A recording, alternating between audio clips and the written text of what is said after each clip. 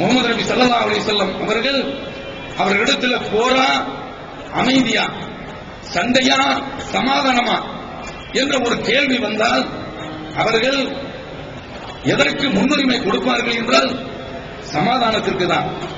சண்டைக்கு ஒருபோதும் அவர்கள் முன்னுரிமை கொடுப்பது கிடையாது, முக்கியத்துவம் கொடுப்பது கிடையாது. அதற்கு ஒரு வரலாற்று நிகழ்வை நான் உங்களுக்கு முன்னால் படம் பிடித்து காட்ட ஆசைப்படுகின்றேன். முகமது நபி ஸல்லல்லாஹு அலைஹி வஸல்லம் அவர்கள் மக்காவிற்கு வருகின்றார்கள் உம்ரா என்ற ஒரு வணக்கத்தை செய்வதற்காக வேண்டி. அப்படி வரக்கூடிய அந்த முகமது நபி ஸல்லல்லாஹு அலைஹி வஸல்லம் அவர்கள் மதீனாவுல மாபெரும் ஒரு ஆட்சித் தலைவராக இருக்கின்றார்கள். அவர்களுடைய கை ஓங்கி போயிருக்கின்றது. சிறந்த ஒரு ராணுவத்தை தன்னுடைய கையிலே வைத்துக் கொண்டிருக்கின்றார்கள். ராணுவம் என்றால் இன்றைக்கு ராணுவத்திற்கு என்று தனியாக ஆட்களை சேர்க்கின்றார்களே, அது மாதிரி கிடையாது. இஸ்லாமிய மார்க்கத்தில் ஒவ்வொரு தொழுகையாளியும் ஒரு போராளி என்ற அடிப்படையில் உள்ள ராணுவ படை. அப்படிப்பட்ட அதிகாரத்தை படைத்த அந்த தலைவர் மக்காவிற்கு உம்ரா செய்ய வருகின்ற பொழுது மக்காவில் உள்ளவர்கள் ஏற்கனவே இவர்களை மக்காவில் இருந்து துரத்தி அடித்ததன் காரணத்தால் பல போர்களை சந்தித்ததனால அந்த போர்களில் எல்லாம் முஹம்மது நபி ஸல்லல்லாஹு அலைஹி வஸல்லம் அவர்கள் வெற்றி வாகை சூடியதனால முகம்மது அவர்கள் மக்காவிற்கு வந்தார்கள் என்றால் நம்மை அழித்து விடுவார்கள் என்ற பயம் அவர்களுக்கு ஏற்படுகின்றது. அதனால அவர்கள் முகம்மது நபி எக்காரணத்தை முன்னிட்டும் மக்காவிற்குள் வந்துவிடக் கூடாது என்பதில் உறுதியா இருக்கிறாங்க. முகமது நபி ஸல்லல்லாஹு அலைஹி வஸல்லம் அவர்கள் இந்த மக்களிடத்துல தான் வரக்கூடிய அந்த வருகையினுடைய நோக்கத்தை புனித காபா ஆலயத்தில் தவாப் செய்வதுதான் நோக்கம். அந்த ஆலயத்தில் வந்து ஓர் இறைவனை வழிபடுவதுதான் உண்மையான நோக்கம், வேறு எந்த நோக்கமும் இல்லை என்பதை அந்த மக்களிடத்தில் தெரிவிப்பதற்காக வேண்டி தன்னுடைய மருமகனான உஸ்மான் இப்னு அஃபான் ரலியல்லாஹு தஆலா அவர்களை தூதராக அனுப்பி வைக்கின்றார்கள். அவர்கள் தூதராக செல்கின்றார்கள். தூதராக சென்று அவர்கள் சமாதான பேச்சை பேசுகின்றார்கள். முஹம்மது நபி ஸல்லல்லாஹு அலைஹி வஸல்லம் அவர்களுடைய வருகைக்கான அந்த நோக்கத்தை தெரிவிக்கின்றார்கள். அவர்கள் ஒரே பேச்சு, எக்காரணத்தை முன்னிட்டும் நீங்கள் வரக்கூடாது என்று சொல்கின்றார்கள். இப்படி அவர்கள் அங்கு சமாதானம் பேசிக் கொண்டிருக்கும் போது இங்கு தகவல் கிடைக்கின்றது, தூதராக சென்ற சமாதானம் பேச சென்ற உஸ்மான் ரலியல்லாஹு தஆலா அவர்கள் கொல்லப்பட்டு விட்டார்கள் என்ற அந்த தகவல் கிடைக்கின்றது. அப்போது நபி ஸல்லல்லாஹு அலைஹி வஸல்லம் அவர்களும் நபி தோழர்களும் சூடாகின்றார்கள், உஷ்ணமாகின்றார்கள். ஏனென்றால் அந்த காலகட்டத்தில் தூதரை கொல்வது என்பது தூதர்களை எக்காரணத்தை முன்னிட்டும் மதிப்பதுதான் அவர்களுடைய மரபாக இருந்தது. இந்த மரபுக்கு மாற்றமாக தூதரை கொன்று விட்டார்கள் என்றால் நம்மோடு இவர்கள் விளையாடி பார்க்கின்றார்கள், நம்மோடு அவர்கள் சீண்டி பார்க்கின்றார்கள், நாம் அவர்களை ஒரு கை பார்த்து விட வேண்டியதுதான் என்று நபித்தோழர்களிடத்தில் சொன்னவுடனே நபி ஸல்லல்லாஹு அலைஹி வஸல்லம் அவர்களிடத்தில் அந்த ஆட்சி தலைவர்களிடத்தில் அவர்களோடு வந்த அத்தனை தோழர்களும் கையெடுத்து பிரமாணம் செய்கின்றார்கள், நாங்கள் எங்களுடைய உயிரை இதற்காக வேண்டி கொடுப்பதற்கு தயாராக இருக்கின்றோம். கிட்டத்தட்ட ஒரு 1400 பேர்கள் சென்றிருக்கின்றார்கள்.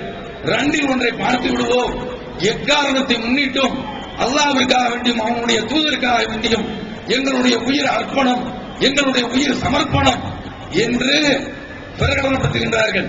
நபி ஸல்லல்லாஹு அலைஹி வஸல்லம் அவர்களிடத்தில் கை வைத்து குறிப்பிடுகின்றார்கள், சூளுரைக்கின்றார்கள். இது அல்லாஹ் தஆலா சொல்லும் போது இன்னல்லதீன யுபாயிஊனக, உங்களிடத்தில் கையெடுத்து பிரமாணம் செய்தார்கள் அவர்கள் இன்னமா யுபாயிஊனல்லாஹ், அவர்கள் அல்லாஹ்விடத்தில் பிரமாணம் செய்திருக்கிறார்கள் என்று அல்லாஹ் பாராட்டும் அளவிற்கு அவர்களுடைய தியாகம் இருந்தது. ஆனால் இவ்வளவு பெரிய உஷ்ணம் இருந்தது, இவ்வளவு பெரிய அனல் பறந்தது, இவ்வளவு பெரிய சூடு இருந்தது. ஆனால் உஸ்மான் ரலியல்லாஹு தஆலா அவர்கள் கொல்லப்படவில்லை என்பது பின்னால் அவர்களுக்கு தெரிய வருகின்றது. அவை இந்த கட்டத்தில் இந்த ஒரு கட்டத்தை தவிர்த்து அடுத்து பார்த்தீர்கள் என்றால் பல கட்டங்கள்ல அந்த இடத்தில் சூடு ஏறுகின்றது. பாஸ்பரஸ், கந்தக பொடி, வெடிகுண்டு, திராவகம், எண்ணெய் என்று எரிபொருட்கள் என்னென்ன உண்டோ, தீப்பற்றக்கூடிய பொருட்கள் என்னென்ன உண்டோ அத்தனையும் அந்த இடத்தில் திரட்டி வைத்தது போன்ற ஒரு சூழல் ஏற்பட்டது. பார்க்கிறோம், மக்காவிலிருந்து ஒரு பிரமுகர் வருகின்றார், பல பிரமுகர்கள் வர்றாங்க. அதுல ஒரு பிரமுகர் வந்து நபி ஸல்லல்லாஹு அலைஹி வஸல்லம் அவர்களிடத்துல பேசுகின்றார்கள். அவருடைய பெயர் சுகைல் என்று அவருடைய பெயர். அவர் பேசுகின்றார். பேசும்போது நபி ஸல்லல்லாஹு அலைஹி வஸல்லம் அவர்களுக்கும் அந்த மக்காவில் வந்த அந்த பிரமுகருக்கும் மத்தியில பேச்சின் இடையிலே இந்த ஒப்பந்தத்தை பற்றி பேசிக் கொண்டிருக்கின்றார்கள், சமாதானத்தை பற்றி பேசிக் கொண்டிருக்கின்றார்கள். அந்த நேரத்தில் நபி ஸல்லல்லாஹு அலைஹி வஸல்லம் அவர்களிடத்தில் அவர் சொல்றாரு, முஸ்லிம்களுக்கு எந்த ஒரு காரியத்தை துவங்கினாலும் பிஸ்மில்லாஹிர் ரஹ்மானிர் ரஹீம் என்று ஓடுவது வழக்கம், அவங்களுடைய வழிமுறை. அவர் இந்த ஒப்பந்தத்தை எழுதும் போது பிஸ்மில்லாஹிர் ரஹ்மானிர் ரஹீம் என்று எழுதுங்கள் என்று சொல்லும் போது அவர் சொல்கின்றார், அம்மா பிஸ்மில்லா, இந்த பிஸ்மில்லாஹிர் ரஹ்மானிர் ரஹீம் என்பது எங்களுக்கு தெரியாது, ரஹ்மான் என்று குறிப்பிடக்கூடாது, ரஹீம் என்று குறிப்பிடக்கூடாது என்று ஆட்சேபனை செய்கின்றார். முஸ்லிம் நபித்தோழர்கள் அப்படியே கொதிக்கின்றார்கள். ரசூலுல்லாஹ் அதற்கும் ஒப்பந்தத்தை எழுதுங்க, அவர்கள் சொல்வது போன்ற பிஸ்மிக்கல்லாஹும் என்று சொல்லி ஒப்பந்தத்தை எழுதிவிட்டார்கள். அதற்கடுத்து முஹம்மது ரசூலுல்லாஹ் என்று எழுதும் பொழுது ஆட்சேபனை தெரிவிக்கின்றார்கள். அதையும் நபி ஸல்லல்லாஹு அலைஹி வஸல்லம் அவர்கள் விடுங்கள், முஹம்மது இப்னு அப்துல்லாஹ் என்று போட்டுக் கொள்ளுங்கள் என்று சொல்கின்றார்கள். அதற்கடுத்து நாங்கள் மக்காவில் வந்து ஆலயத்தில் தொழுது விட்டு செல்கின்றோம், உம்ரா செய்து விட்டு செல்கிறோம் என்று சொல்லும் போது முடியாது, இந்த ஆண்டு நீங்கள் உள்ளே வரக்கூடாது, போங்கள் என்று சொல்கின்றார்கள். நபி ஸல்லல்லாஹு அலைஹி வஸல்லம் அவர்கள் அதற்கும் கட்டுப்படுகின்றார்கள், விட்டுக் கொடுக்கின்றார்கள். அதற்கடுத்து அவர்கள் இது போன்று பல பாதகமான நிபந்தனைகள் எல்லாம் போட்டுக் கொண்டு வருகின்றார்கள். ஒரே ஒரு கட்டம், அந்த கட்டத்தில் எல்லா நபித்தோழர்களும் ரொம்ப கொந்தளிக்கின்றார்கள். என்னவென்றால், ஒரு நபித்தோழர் அங்கிருந்து வந்திருக்கிறார். அந்த நேரத்தில் ஒரு ஒப்பந்தம் பேசப்பட்டுக் கொண்டிருக்கின்றது. மக்காவிலிருந்து மதீனாவிற்கு வரக்கூடியவர்களை அப்படியே திரும்ப தந்துவிட வேண்டும் என்று சொல்கின்றார்கள். அது கையெழுத்தாகல. அந்த நேரத்தில் இவர் வந்து சேர்ந்து விடுகின்றார். அபு ஜந்தல் என்பது அவருடைய பெயர்.